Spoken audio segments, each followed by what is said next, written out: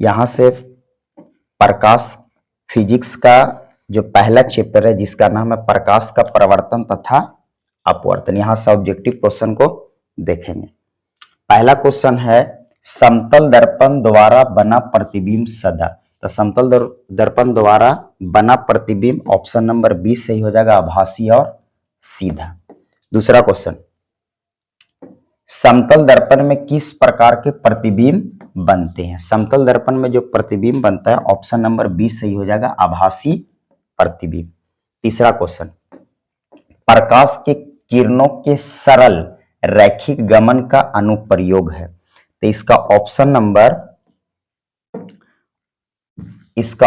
Number D सही हो जाएगा, ए और बी दोनों, यानी कि सूर्य ग्रहण और चंद्र ग्रहण। ऑप्शन नंबर डी सही हो जाएगा। चौथा क्वेश्चन,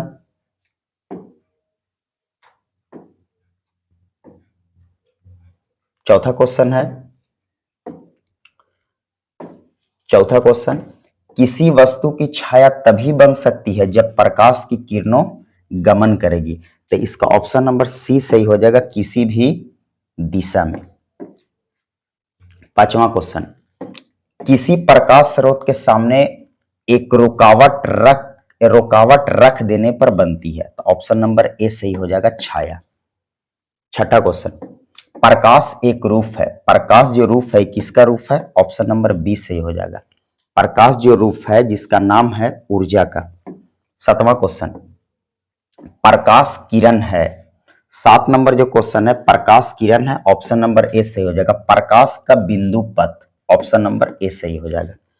आठवां क्वेश्चन, किरणों के समूह को क्या कहा जाता है। किरणों के समूह को कहा जाता है किरण पुंज भी कहा जाता है, प्रकाश पुंज भी कहा जाता है। ऑप्शन नंबर सी सही हो जाएगा, ए और बी दोनों। 9 नंबर क्वेश्चन, 9 में बोला तेल लगा कागज होता है। तो तेल लगा जो कागज होता है पारभाषक, ऑप्शन नंबर सी सही हो जाएगा। 10 नंबर क्वेश्चन, प्रकाश की किरणों गमन करती है। प्रकाश को जो किरण होता है वो गमन करती है। 10 नंबर में जो क्वेश्चन है, ये प्रकाश की किरण गमन करती है, हमेशा सीधी रेखा में गमन करती है। ऑप्शन नंबर ए सही हो जाएगा।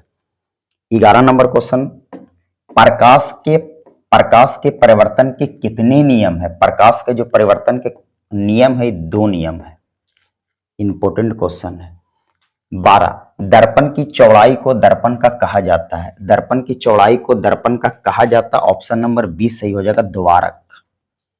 13 नंबर क्वेश्चन, नई काकीय चिन्ह परिपाटी के अनुसार दर्पण के सामने रखे गए बम दूरी ली जाती है। तो हमेशा ऋणात्मक ली जाती है, ऑप्शन नंबर बी सही हो जाएगा। 13 का जो होता है 13 का बी सही हो जाएगा।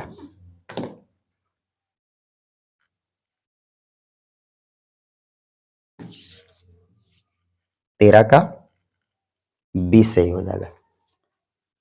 14 नंबर क्वेश्चन, 14, किस दर्पण का उपयोग सामान्य वाहनों का प्रशय दर्शय दर्पणों के रूप में किया जाता है। तो इसका जो वाहन में ऑप्शन नंबर सी सही हो जाएगा, जिसका नाम है उत्तल दर्पण। 15 नंबर क्वेश्चन,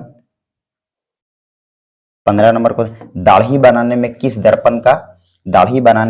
दर्पण का उपयोग किया जाता है। दाढ़ी बनाने में अवतल दर्पण का उपयोग किया जाता है, ऑप्शन नंबर ए सही हो जाएगा। दाढ़ी के जगह अगर यहाँ हजामत भी बोलेगा तो अवतले दर्पण हो जाएगा। 16 नंबर क्वेश्चन, गोलीय दर्पण की वक्रता त्रिज्या 40 सेंटीमीटर है। गोलीय दर्पण की वक्रता त्रिज्या 40 सेंटीमीटर हो तो इसका फोकस दूरी निकाले, यानी कि वक्रता त्रिज्या आर का मान 40 सेंटीमीटर है। आर का मान 40 सेंटीमीटर है। आर का मान 40 सेंटीमीटर है। हमको फोकस दूरी निकालना, फार्मूला होता है एफ बराबर आर बाई 2 होता है। एफ त्रिज्या, वक्रता त्रिज्या 40 है, इसको 2 से भाग कर देंगे, एफ बराबर कट करेंगे तो कितना हो जाएगा, यानी कि फोकस दूरी कितना आ गया 20 सेंटीमीटर। बोल रहा इसका फोकस दूरी निकाले तो इसका ऑप्शन नंबर सी सही हो जाएगा, यानी कि फोकस दूरी।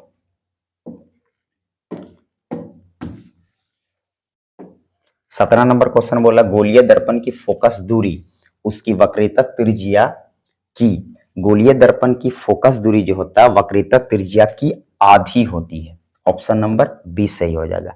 17 का जो बी हो जाएगा सही। 18 क्वेश्चन, निम्न में से किस दर्पण की फोकस दूरी धनात्मक होती है? निम्न में से किस दर्पण की फोकस दूरी धनात्मक होती है? तो उत्तल दर्पण की फोकस दूरी धनात्मक होती है। अगर फोकस दूरी ऋणात्मक बोलेगा तो इसका ऑप्शन नंबर सी सही हो जाएगा। अवतल दर्पण में ऋणात्मक होगा और धनात्मक उत्तल दर्पण में होगा। 19 नंबर क्वेश्चन, सोलर कुकर प्रयोग किए जाते हैं तो सोलर कुकर में प्रयोग किया जाता है हमेशा अवतल दर्पण। ऑप्शन नंबर ए सही हो जाएगा। 20 नंबर क्वेश्चन, 20 नंबर बोला रोगियों के नाक, कान, गले आदि की जांच के डॉक्टर प्रयोग करते हैं तो इसका जो प्रयोग करते हैं ऑप्शन नंबर ए सही हो जाएगा। अवतल दर्पण का प्रयोग करते हैं। 21 नंबर क्वेश्चन है, दर्पण के सामने किसी भी दूरी पर स्थित वस्तु का प्रतिबिंब सीधा प्रतीत होता है, वह दर्पण 21 नंबर क्वेश्चन बोल रहा है, दर्पण के सामने किसी भी दूरी पर स्थित वस्तुओं का प्रतिबिंब सीधा प्रतीत होता है, वह दर्पण ऑप्शन नंबर डी सही हो जाएगा, समतल अथवा उत्तल। 21 का डी सही हो जाएगा। 22 नंबर क्वेश्चन देखते हैं, किसी कार का अग्रदीप में प्रयुक्त दर्पण निम्नलिखित में से कौन सा होता है? अग्रदीप में 22 में हो जाएगा, अवतल दर्पण का प्रयोग किया जाता है। 22 का ए नंबर सही हो जाएगा, अवतल दर्पण का प्रयोग किया जाता है। 23 नंबर क्वेश्चन बोल रहा है, समतल दर्पण की फोकस दूरी, समतल दर्पण की जो फोकस दूरी होता है ऑप्शन नंबर ए सही हो जाएगा, अनंत। 24 नंबर क्वेश्चन, अवतल दर्पण के सामने वस्तु को कहां रखा जाए कि ताकि प्रतिबिंब उल्टा, वास्तविक और समान आकार का बने? तो ये रखा जाता है वक्रता केंद्र पर। ऑप्शन नंबर सी सही हो जाएगा, 24 का सी हो जाएगा। आगे देख लेते हैं 25 नंबर, एक गोलीय दर्पण की फोकस दूरी +20 सेंटीमीटर हो तो गोलीय दर्पण कैसा होगा? फोकस दूरी 20 सेंटीमीटर होगा। यहां पास एफ का मान जो है ये 20 सेंटीमीटर है। अगर पॉजिटिव यानी कि प्लस में अगर 20 सेंटीमीटर अगर होगा तो हमेशा कौन सा दर्पण होगा? उत्तल। ऑप्शन नंबर ए सही हो जाएगा। अगर यहां माइनस रहेगा तो अवतल दर्पण हो जाएगा। ठीक है, 25 का ऑप्शन नंबर ए सही हो जाएगा। प्रकाश के अपवर्तन के कितने नियम है? प्रकाश के अपवर्तन के 2 नियम है। ऑप्शन नंबर बी सही हो जाएगा। प्रकाश के अपवर्तन के या प्रकाश का परावर्तन के 2 गो नियम होता है। ऑप्शन नंबर बी सही हो जाएगा। 27, निम्न में से किस माध्यम में प्रकाश की चाल अधिकतम होती है? सबसे ज्यादा अधिकतम होता है निर्वात यानी कि हवा में। 28 नंबर, कौन सा लेंस अपसारी लेंस भी कहा जाता है? कौन सा लेंस अपसारी लेंस भी कहा जाता है? तो इसका पहला ऑप्शन सही हो जाएगा, अवतल लेंस। अगर यहां क्वेश्चन में बोलेगा कि अभिसारी लेंस तो फिर उत्तल लेंस हो जाएगा। यहां से 2 क्वेश्चन, अपसारी लेंस बोलेगा तो अवतल लेंस, अगर अभिसारी लेंस बोलेगा तो उत्तल लेंस।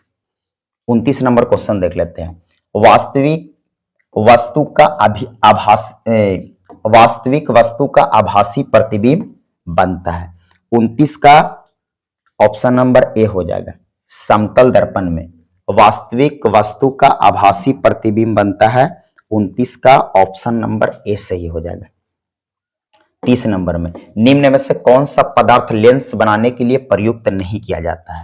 तो लेंस बनाने में मिट्टी का प्रयोग नहीं किया जा सकता। ऑप्शन नंबर डी सही हो जाएगा। 31 नंबर, निम्न में से किस लेंस की फोकस दूरी धनात्मक होती है? धनात्मक अगर बोलेगा, निम्नलिखित में किस लेंस की फोकस दूरी धनात्मक होती है? तो धनात्मक यानी कि धनात्मक के मतलब प्लस पॉजिटिव, तो धनात्मक होता है उत्तल लेंस। अगर यहां ऋणात्मक बोलेगा तो अवतल लेंस हो जाएगा। 31 का ऑप्शन नंबर बी सही हो जाएगा। बस 31 का बी सही हो जाएगा।